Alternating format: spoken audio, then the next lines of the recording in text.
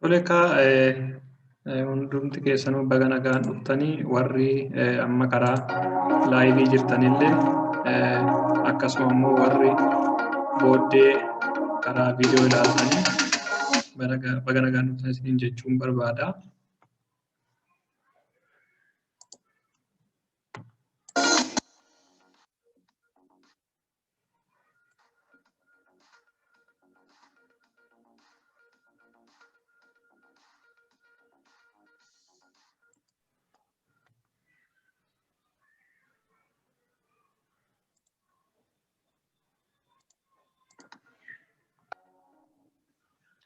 Barumsi keenya har'aa waa'ee Birsagaa ta'a. Waa'ee Birsagaa ta'a. Egaa barumsa keenya yeroo darbee keessatti waa'ee himaa barannee turre kutaa 11ffaa keessatti himaa ijaaruu akkasumas immoo kutaalee himaa barannee turre. Viidiyoo keenya kutaa 11ffaa fi kutaa 12ffaa warri ilaaltan baay'ee akka bartan abdiin qaba. Akkasuma immoo namoonni yeroo sana laayivii turtanis barataniittu booddee namoonni viidiyoo sana kallattii garaagaraa argattanii ilaaltanii akka baay'ee waan tokko irraa hubattan abdiin qaba. Kanaaf warri laayivii jirtan sagalee keessan dhaamsaa. Kanaaf barumsa keenya har'aa keessatti kan ilaallu barumsa kutaa 13ffaa Birsaga kan jedhudha. Egaa Birsagni Afaan Oromoo keessatti maal akka ta'e walii wajjin ilaalla. Maaliif Birsaga ilaaluu maaliif akka barbaachise illee ilaalla jechuudha. Egaa Birsaga jechuun maal akka ta'e hiikkaa isaa erga ilaallee booda immoo akkamitti immoo Birsaga tokko maal jechuu akka ta'e akkamitti Birsaga fayyadamna Afaan Oromoo keessatti Birsagni immoo maaliif barbaachisa kan jedhu ni ilaalla jechuudha. Maaliif Birsaga beekuun Afaan Oromoo qixa sirriin qubeessuu keessatti gahee guddaa qaba jechuudha. Birsaga jechuun Afaan Oromoo keessatti qixa sirriidhaan jechoota qixa sirriin qubeessinii akka Afaan Oromoo osoo hin caccabsin qubee osoo keessaan gadi osoo hin dabalin akka qubeessinuuf baay'ee nu fayyada jechuudha Birsagni. Egaa jechi Birsaga jedhu kuni jecha lamarraa dhufee birkii fi sagalee jechuudha. Walumatti Birsaga jechuun birkii sagalee jechuudha. Birkii sagalee yookiin immoo qoqqoodama sagalee jechuudha. Kanaaf Birsagni sagalee jecha tokko keessa jiru nu qoqqoodaa jechuudha. Kanaaf Birsaga walumaa galatti hiikkaa isaa yoo ilaalle Birsaga jechuun caasaa sagalee dubbachiiftuu qofaan yookiin walitti qindaa'ina sagalee dubbifamaa fi dubbachiistuun kan ijaaramudha. Asirratti kutaalee barnoota keenya darban keessatti waa'ee dubbifamaa fi dubbachiistuu ilaallee turre isaan wal qabata waan ta'eef Birsagni. Maal jennee turre Afaan Oromoo qubee sagaleeffamuu irratti hundaa'ee qubee dubbifamaa dubbachiistuu qaba jennee turre. Egaa dubbachiistuu Afaan Oromoo keessa dubbachiistuu 5tu jira. Dubbachiistuun 5 kunneen kophaa isaanii sagalee kennuu danda'u, sagalee uumuu danda'u, kophaa isaanii dubbatu yookiin nu dubbifamu jechuudha. Akkasuma immoo dubbifamaa immoo yoo fudhannee Afaan Oromoo keessatti sagalee mataa isaanii hin qaban mallattoodha. Mallattoodha kophaa isaanii dubbachuu hin danda'an gaafa dubbachiiftuu argatan malee. Kanaaf Birsagni gaafa ijaaramu dubbachiiftuu qofarraa yookiin dubbachiistuu fi dubbifamaa qofarraa ijaarama kan jennuun kanaaf jechuudha. Birkiin sagalee kan ijaaramuu danda'u jechuudha. Gabaabumatti dubbachiistuu qofarraa yookiin dubbifamaa fi dubbachiistuu walitti qindaa'anii kan ijaaranidha jechuudha. Mee waa'ee Birsagaa sirriitti ilaaluun dura fakkeenya fudhannee yoo ilaalle salphaatti isiniif gala jedhee yaada. Egaa namoonni booddee viidiyoo kanallee ilaaltan akka isin rakkisneef fakkeenya yoo ilaalle Birsagni isiniif gala jedhee yaada. Maaliif hiikkaa qofaan xiqqoo ibsuun baay'ee ulfaachuu danda'a. Keessattuu warra reefuu qubee baraa jirtanii sagalee ijaaraa jirtan xiqqoo isin rakkisa waan ta'eef mee fakkeenyaan ilaalla. Mee fakkeenyaaf jecha nama jedhu fudhannee ilaalla. Jecha nama jedhu. Egaa kun jechi kun sagalee naa fi maa jedhu irraa ijaarame walitti dhufaniiti jecha nama jedhu nuuf kennan. Kanaaf jechi nama jedhu kuni birsaga lama qaba. Birsaga lama qaba. Birsagni tokkoffaan naa isa jedhu kana jechuudha. Birsagni tokkoffaan naa isa jedhu kana ta'a jechuudha. Birsagni tokkoffaan naa isa jedhu kana ta'a jechuudha.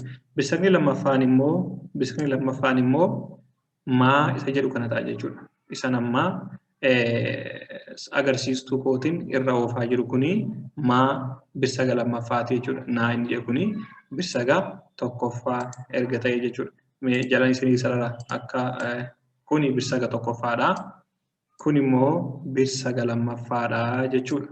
Jechi afaan Oromoo keessatti nama jedhu kuni birsaga lamarraa ijaarame. Innis naa fi maadha. Egaa birsaga jechuun birkii sagaleeti jennee jira. Maaliif birkii sagalee jenne? Amma naa kana qofaasaatti fudhannee yoo ilaalle adda isaatti afaan Oromoo keessatti sagalee kennuu hin danda'u. Nutu naa jedhee dubbisa malee sagaleen qabu mallattoodha qofaasaatti jechuudha. Aangaruu afaan Oromoo keessatti dubbachiiftuu waan taateef sagalee mataa ishii qabdi. Kanaaf walitti dhuftee naa kan jedhu nuu kenne. Inni kun birkii sagalee tokko. Akkasuma immoo maa inni jedhu kunillee kophaa isaatti sagalee kennuu hin danda'u. Maan mallattoodha. Garuu gaafa dubbannu maa jenna akka dubbachuun nuuf toluufi malee maa inni jedhu kuni qofaa isaatti sagalee hin qabu. Aa ishee jettu gaafa dabalatee sagalee maa jedhu nuuf kenna jechuudha. Isaan kun lamaan walitti dhufanii maal jedhu jecha nama jedhu nuuf kennu jechuudha. Jecha nama jedhu nuuf kennu jechuudha. Egaa jechi nama jedhu kuni birkiilee sagalee lamarraa ijaarame jechuudha. Amma tokko xiqqoo amma yaada yookiin hintii birsagaa jechuu argattan natti fakkaata akka tokko nuti fakkeenyatti fufnee ilaalla mallee. Mee jecha farda jedhu kanaa fudhannu. Isa namarraa naannesse kanaa farda jecha jedhu kanaa haa fudhannu. Egaa jechi farda jedhu kuni birsaga meeqa qaba kan jedhu hin ilaalla. Egaa jechi farda jedhu kuni birsaga lamarraa ijaarame, birkii sagalee lamarraa ijaarame. Innis isa jalqabaa far isa jedhu kanaa fi daa isa jedhu kanatu walitti dhufee farda jedhu fidee jechuudha. Farda jedhu ijaare jechuudha. Amma inni jalqabaa kuni inni jedhu kun birsaga tokkoffaadha. Inni daa jedhu kun immoo birsaga lammaffaadha jechuudha. Kanaaf jechi farda jedhu birsaga lama qaba jechuudha. Akkamitti akka adda qoodne immoo boodaan ilaalla. Amma akkuma yaada birsagaa kana yookiin hiikaa birsagaa kana akka argattaniif yookiin akka isiniif galuufi jechi farda jedhu kuni birsaga far jedhuu fi daa jedhu qabaa jechuudha. Kanaafuu birsaga lamarraa ijaarame jechuudha. Mee ammayyuu itti fufnee jecha laafaa jedhu fudhannee haa ilaallu. Jechi laafaa jedhu kuni sagalee dheeraa lamarraa ijaarame. Innis laa kan jedhuu fi faa kan jedhu jechuudha. Egaa kun afaan Oromoo keessatti birsaga lama qabaata. Birsaga lama inni jalqabaa birsaga laa jedhu yookiin immoo laa biratti al lama barreeffame kanaa fi faa isa jedhu faa biratti al lama barreeffame sagalee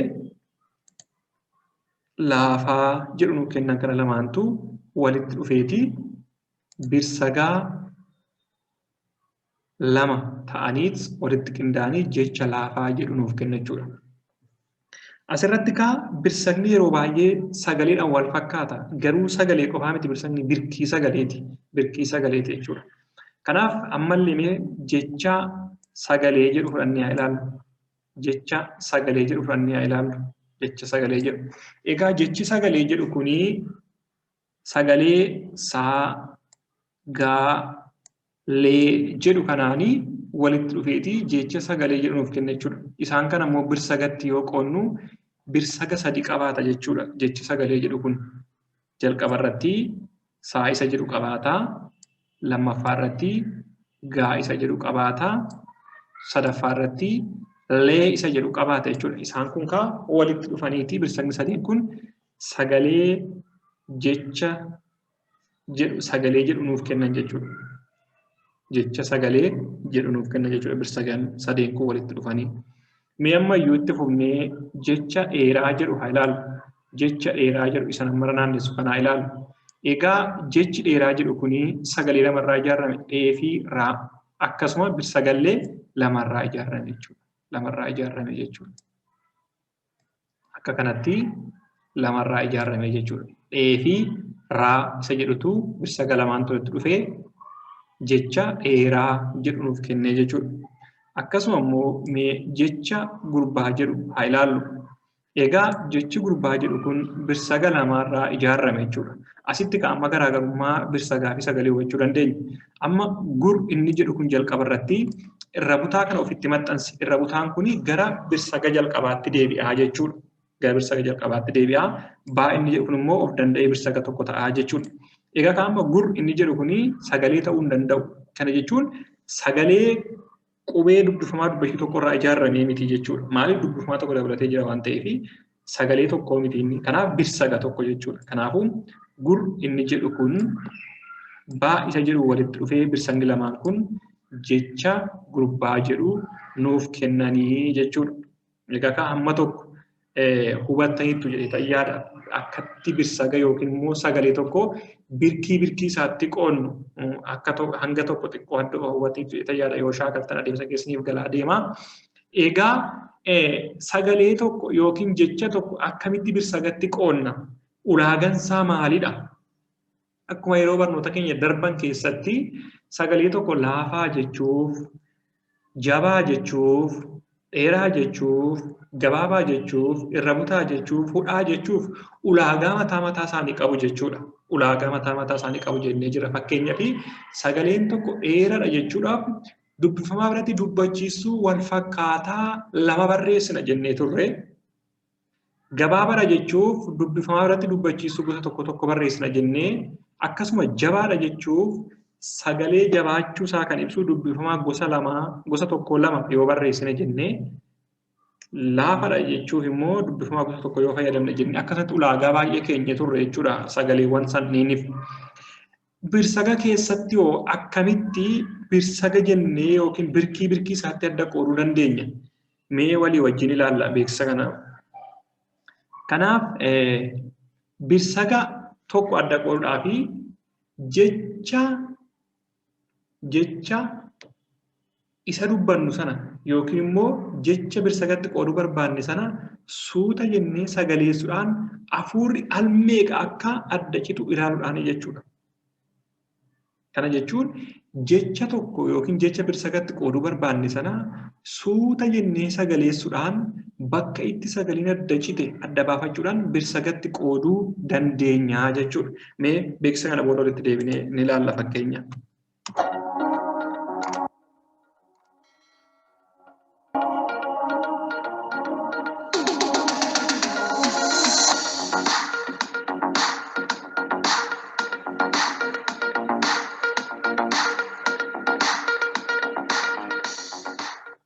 Tole walitti deebineera.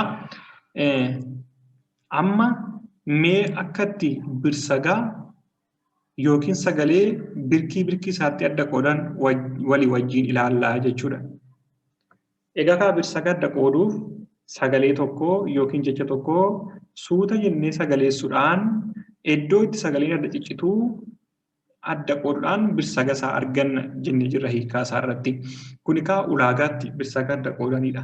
Mee fakkeenyaa fi jecha 20 jedhu haa ilaallu. Jecha 20 jedhu 20. Amma sagaleen kiyya bakka meeqatti adda citee ilaaluu danda'uun qaba jechuudha. 20 jedhee sagaleen koo bakka meeqatti adda cite jechuudha. Bakka 3tti adda cite. 20.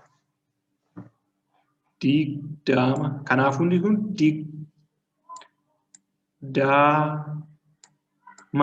digdama jedheetoo sagaleen koo bakka 3tti adda cite jechuudha. Inni kun ulaagaa itti birsaga adda qoodanidha jechuudha. Kanaafuu jecha 20 jedhu keessatti birsaga 3tu jira jechuudha. Maaliif sagaleen koo digdaa jedheetoo bakka sadiitti qoodame jechuudha. Digdama. Egaa kun ogummaa sagaleessuu gaafata jechuudha. Gaafa sagaleessinu iddoo sagaleen keenya adda ciccitutti birsagatti qoonnaa jechuudha. Egaa kun birsagni kun akkuma jalqaba jedhee afaan Oromoo qixa sirriin qubeessuu keessatti ga'ee guddaa qaba. Maaliif sagalee sana adda kukutaa gaarii dheerachuu gabaabbachuu isaa adda baafan amma digdama. Osoo amma sagalee diig jedhu kun dheerata ta'e diig jedha jechuudha. Sagaleen kun cituudhaaf hin dheeratee adda cita jechuudha. Kanaafuu birsagaa sirriitti beekuun afaan Oromoo sirriitti qubeessuudhaaf yookiin immoo dogongora malee qubeessuudhaaf nu fayyada jechuudha. Kanaaf jechi digdama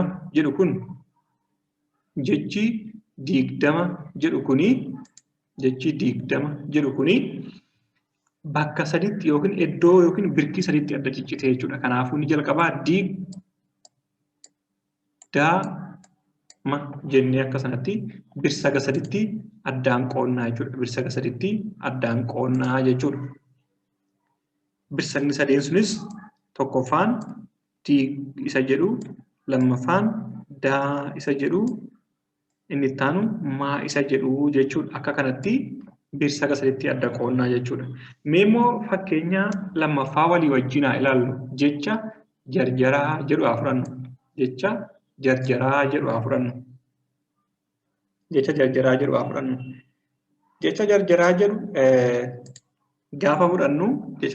jedhu gaafa fudhannu birsaga meeqatti adda qooddama yookiin birsaga meeqa qaba jennee ilaaluudhaaf yookiin immoo birsaga meeqa qaba jennee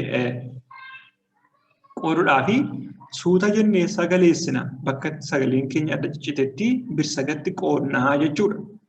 Fakkeenyaaf mee nan dubbisa suuta jedhee jarjaraa kanaafuu jaraa jedheetan birkiitti qoodha jechuudha. Inni jedhu kun jalqabaa kun jar, inni jedhu kun birsaga tokko, jaa inni jedhu kun birsaga lammaffaati, raa inni jedhu kun birsaga sadaffaati. Kanaafuu jechi jarjara jedhu kun birsaga sadirraa ijaarame jechuudha.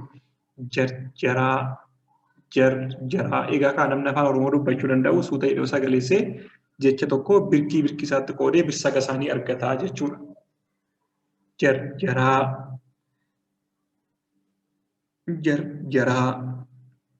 Egaa akka sagaleessu gaarii ta'uu dhabuu danda'a namoonni gaafa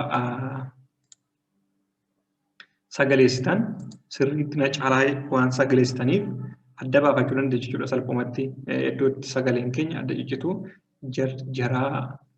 jarjaraa kanaafuu birsaga sadii qabaa jechuudha. Inni jalqabaa birsaga jar jedhu kanaa, lammaffaan jaa kan jedhu kanaa, sadaffaan raa isa jedhu kanaa jechuudha. Egaa kuni birsaga sadii qabaataa jechuudha. Mee immoo fakkeenya sadaffaa walii wajjin haa ilaallu. Fakkeenya sadaffaa walii wajjin haa ilaallu. Fakkeenya sadaffaan saboota jedha. Kanaaf jechi saboota jedhu kun birsaga meeqa qaba jennee birkii sagaleetti adda qooduudhaaf kun birsagatti adda qooduudhaaf suuta jennee sagaleessina jechuudha. Akkuma armaan dura taasisne saboota jennee saa inni jedhu kun sagalee jalqabaati. Boonni kun immoo isa taanee citeedha. Taa inni jedhu kun isa sadaffaadha citeedha. Kanaafuu jechi saboota jedhu birsaga sadii qabaa jechuudha. Birsaga sadiitti adda cicitaa. Kanaaf gaafa sagaleessinu akka kanatti birsaga tokkoffaa, lammaffaa jennee adda qoonnaa jechuudha. Kanaaf akka sanatti birsaga isaatti jecha kamiyyuu yoo nuuf kenname qooduu dandeenya jechuudha. Inni kun immoo maal jechuudha? Afaan Oromoo jecha sana gaafa qubeessinu qixa sirriidhaan dogongora malee qubeessinuuf gahee qabaata jechuudha. Birkii sagalee yoo deemne egaa saboota kan jedhu keessatti saa inni jedhu kun birsaga tokko, boo inni jedhu kun birsaga isa lammaffaati, taa inni jedhu kun birsaga isa sadaffaati jechuudha. Akka kanatti birsaga sadiitti addaan qooddamaa jechuudha.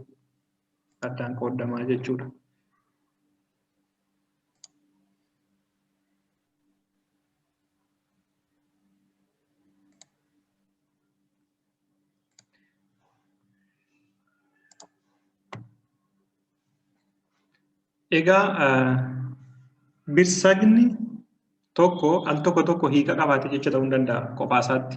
Birsagni al tokko hiika qabaatee kophaa isaatti jecha ta'uu danda'a. Fakkeenyaaf birsaga yoom jennu kun amma birsaga tokkorraa ijaarame garuu hiika qaba jecha tokko ta'a jechuudha. Yoom kan jedhu afaan Oromoo keessatti hiika qaba jechuudha. Akkasumas shan kan jedhu kuni birsaga tokkorraa ijaarame yookiin immoo birkii sagalee tokko qofa qabaata jechuudha.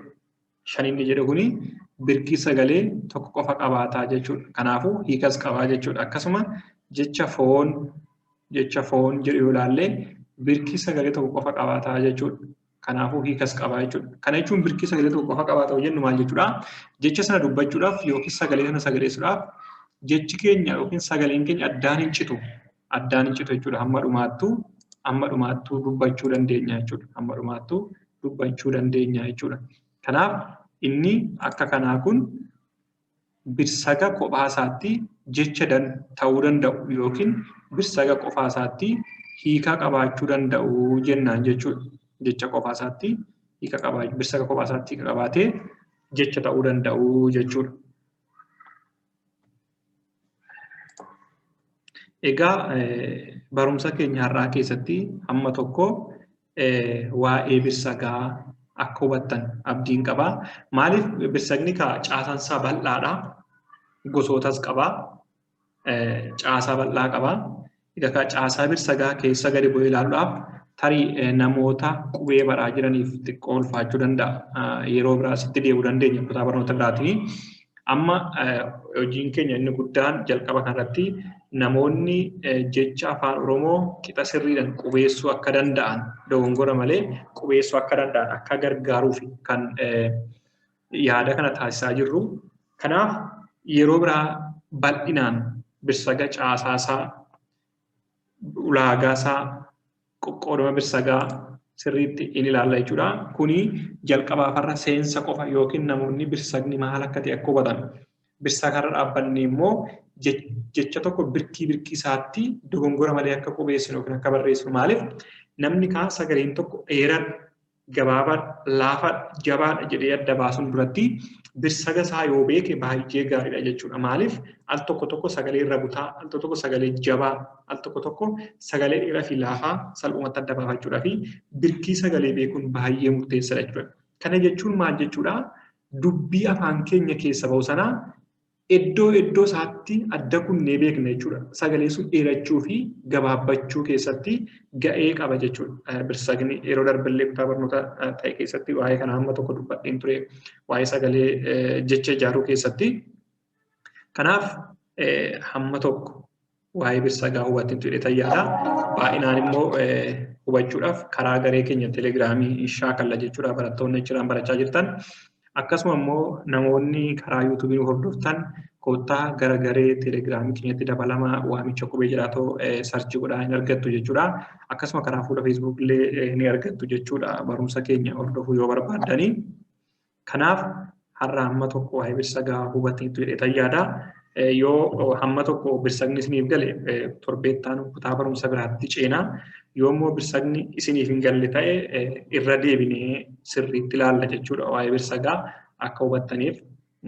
Kana caala yoon bal'isee yoonan dheeresse namoonni reefuu dhufan namoonni qubee baran akka nuffine akka isaanitti baay'anneef hanga gabaabsaa. Maaliif al tokko barumsi yoo baay'ate ilaaluun dhaggeeffachuus nama nuffisiisa waan ta'eef kanaaf hanga gabaabsaa warri karaa laayivii hordofaa turtanis galatooma isin jechuu barbaada. Akkasuma warri karaa yuutuubiin hordoftan chaanaalii keenya sabiskiraayib gochuudhaan, chaanaalii keenya laayik gochuudhaan, sheer gochuudhaan namoota biraan nuuf gahaa isin jechuu barbaanna. Maaliif namoonni carraa barachuu argachuu qabu. Afaan keenya nuti barannee afaanuma keenya guddifachuu qabna. Nuun afaan keenya yoo caccabsine akkuma arganitti barreessine gaariin ta'u afaan keenya quucassa waan ta'eef nuun immoo afaan itti dhalanne, afaan itti guddanne, afaan ittiin dubbannu barreessuu, qubeessuun qixa sirriidhaan ulaagaa isaa eegne, sirna tuqaalee isaa eegne barreessuun baay'ee barbaachisaadha jechuudha. Kanaaf yoo haga dhumaatti hordoftan sirna tuqaalee, seerluga hunduma isaayyuu hin barra waan ta'eef afaan Oromoo guutumatti akka baratan abdiin qaba. Kanaaf warri nu hordoftan hordofuu keessaniif baay'ee galatoomaa isiniin jechuun barbaada. Namoonni yeroo biraas nu wajjin barachuu barbaadan karaa garee keenyatti dabalamaa akkasuma karaa yuutuubii keenya nu hordofaa jechuun barbaada. Barnoonni keenya har'aa kanumaa galatoomaa barumsa biraatiin hamma walitti deebinutti yeroo gaarii qabaadhaa.